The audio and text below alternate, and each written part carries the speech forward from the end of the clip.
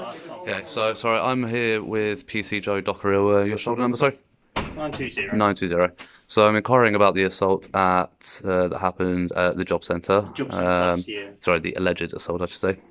And I'm being told that it's being taken as a no further action due to, after being interviewed, the facility manager saying that it was self-defence. Yeah, so that was his defence in interview. Evidential difficulties is our problem with it. Right. So we saw the video, and you guys as well have seen it. We have to physically see it. I know we hear like the audio. I've dealt with many investigations where it's been sort of like the footage you saw where it's pointed at the ground, shuffling around, that sort of thing. You can hear it. And I agree the language was vulgar, as I've discussed with you. But we have to actually physically see the assault. But in a common assault case, physical contact is not needed for grounds of common assault. The language and the verbal threat of threatening to cut my face off, that is a verbal threat that made me feel under threat of attack. Whether or not you see the physical assault, that is enough for a common assault, and that. All right, guys, this audit goes south real quick. From the very start, the auditor walks straight up to PC Joe Dockerilla, questioning why an alleged assault has been marked as no further action.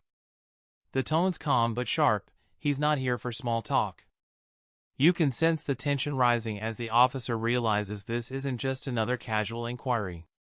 Alone should be enough on evidential grounds to take it further. Is that threat alone of I'm going to cut your face off? That's not something you say in self-defense.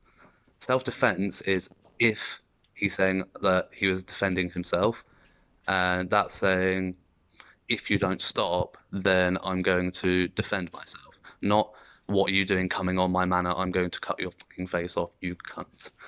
You know, that's what he was saying. So I do not understand how you can justify a no further action. So, is DS Ryan on duty at the moment? She is, yes. I would like to speak to DS Ryan, to Detective Ryan. She's at Huntington Police Station. She's at Huntington Police Station, at the headquarters or at the station? At the station, she's at. At the station. I'm sure she can run through it with you the same as I'm doing. Yep. But just to reassure you as well, so the job centre, they've done intervention with him and all of the staff there. So he was investigated internally there. I'm not sure what that investigation is, but what I've been told is that he's been given educational courses. He's generally sitting in the back role now. He doesn't really engage in the main office. But it's not been left with nothing happening at all. It's been more educational for the whole of the job centre, really. Watch closely. This is where the confrontation kicks in. The auditor breaks down the law, explaining that physical contact isn't needed for a common assault and that verbal threats alone are enough to prosecute. When he quotes the officer's "I'll cut your face off" remark, the entire tone changes. It's logical, direct, and cornering. On how to deal with sort of situations like that. And the conversation I had is that they were on high alert that day, the day you visited. Right. Because the day before there was that attack in Liverpool. So, you know, whether it's true or not, they were saying they were on edge with the camera, all that stuff. So I know you're entitled to film, of course, public buildings, but they were telling me that they were on edge because the attack in Liverpool, that was at the hospital a few days prior, so they were a bit jumpy. That doesn't justify being followed around the corner from the site of recording to be attacked as I was walking away from the building. You know, he's obviously premeditated that because it's not reactionary to me being in the presence at the job centre because it didn't happen at the job centre. No. So it's obviously premeditated as I've gone away and after, I can't remember the name of the officer, PC Holloway, I think her name was, after she left, and then I've realised that she's left without coming back to talk to me. So I've decided to leave the scene and he's followed me up a good 100, 200 yards up the street, round the corner. Yeah. You know, he's premeditated that he's going to follow me and confront me and make those threats, put me under fear of assault, which is enough grounds for a common assault at the end of the day. And no further action is, the way I see it, is you as the police complying with a business rather than what's happened to a citizen. Things get serious here. The auditor accuses the police of protecting the business instead of the victim. His voice is steady but filled with frustration, dismantling every excuse about self-defense. The officer admits he must stay impartial, but the auditor keeps pressing, pointing out that threats like "cut your face off" can never be justified. Well, I know where you're coming from. I know you view it that way, but as I say, I've got to be impartial. So why? So can you explain to me why the verbal threat of assault isn't enough? And I was going to add an addition. So it's in regards to sort of his defence. So I know you said he's followed you. Mm-hmm. He said you bumped into in the ship on happenstance. He was walking to the shop. Now the thing is, I know that sounds ridiculous to you. Right. I can't prove or disprove that. Sure. I mean, you could go to the shop and see if there's CCTV there of him going to the shop. Exactly. There's nothing of him going to the shop. Well, we've seen there's no cameras that cover where you were, where you two were, and ideally, if we had that, it'd be perfect. So he's saying you've bumped into each other on happenstance. Mm-hmm. I can't prove or disprove that. He's saying you've got into his face first. I can't prove or disprove that because you didn't have your camera rolling before that. Sure. That's my difficulty. Sure. I've had a discussion with the sergeant as well. We would want to take it to court, but the sergeant said it's not good enough to meet that threshold to take it to court. That's why it's been NFA. Right. Again. His self-defence is because you've gotten in his face and he said that you've pushed him first. Okay. Which, I don't know if it's true or not because I can't prove or disprove it. Okay. And then he's pushed you back. So, okay, with self-defense, you're allowed to defend yourself within reasonable force, correct? Yeah. So if he's saying that I've got on his face and that I've pushed him first and that he's pushed me back, and then he's continued to say that he's going to cut my face off, would not be justifiable as self-defense. That is clearly a common assault. Whether or not he's initially... Things get serious here. The auditor accuses the police of protecting the business instead of the victim. His voice is steady but filled with frustration, dismantling every excuse about self-defense. The officer admits he must stay impartial, but the auditor keeps pressing, pointing out that threats like "cut your face off" can never be justified. Use self-defense, which I will say isn't true. But again, you can't prove or disprove that. Fine, I understand that. Whether or not that's true or not, what happened consequently that you can see on video of him threatening to cut my face off, right? That's where it becomes a common assault, regardless of whether he defended himself first by pushing me back. Irrelevant. The point is that he threatened to cut my face off. That's not within reasonable force under self-defense, and it's not. You know that as well as I do. That's where I'm coming from, is why I don't understand that from that, in a common assault, it doesn't have to be physical. The verbal threat is enough for grounds of common assault. Is it not? Well, I've had this discussion, and I've spoken to PC Nazim about it when he handed the investigation over to me. I had a chat with my sergeant about it. I tried as best as I can for you, but I don't have the overall decision. I don't have the authority to take it all the way to court.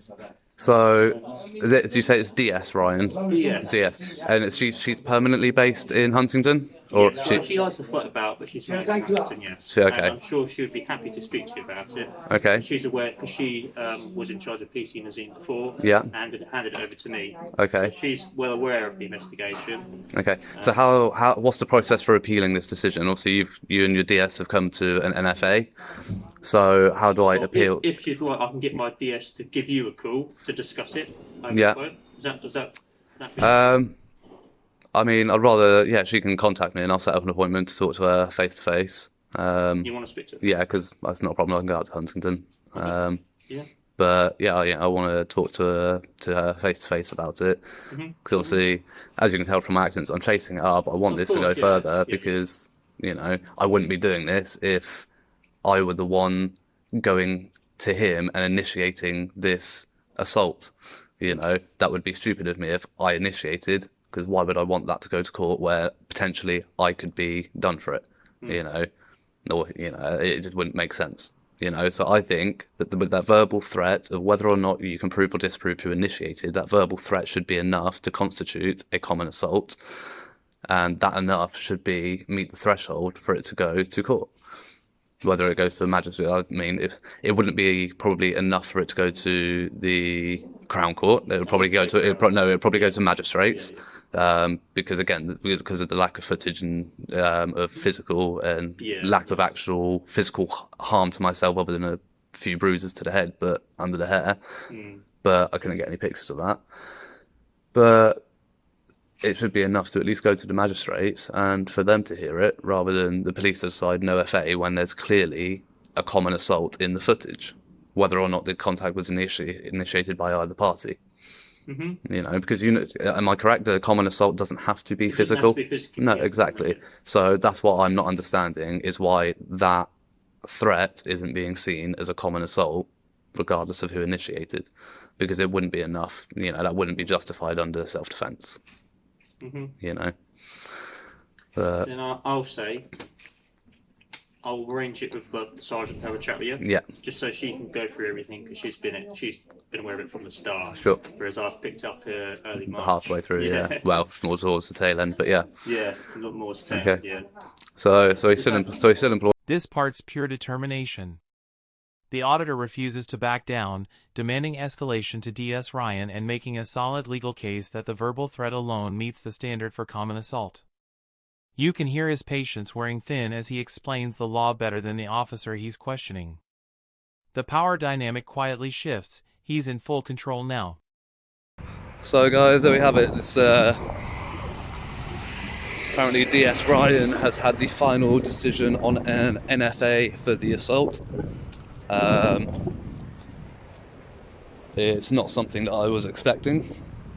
I understand where PC Dockery was coming from, saying that, you know, if he's claiming self-defense in an interview,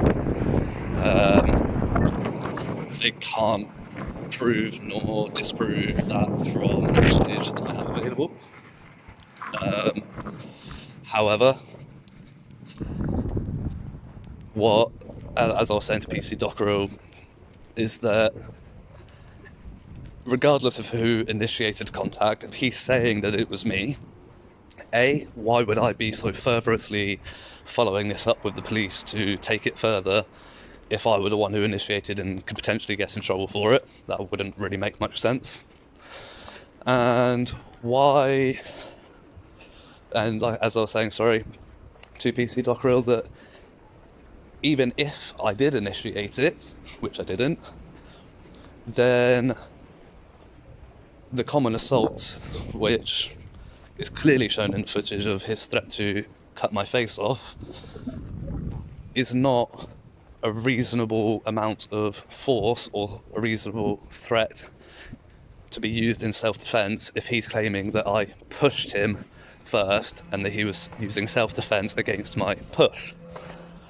Therefore, even if he's claiming that I pushed him, it would still be elevated to a point of common assault past the point of reasonable force in self-defense.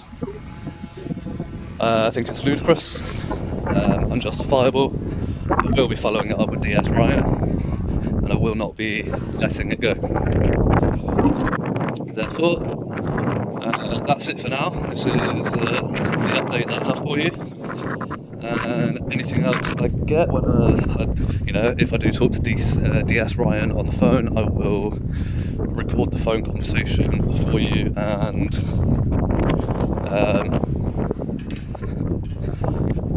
I'll post that.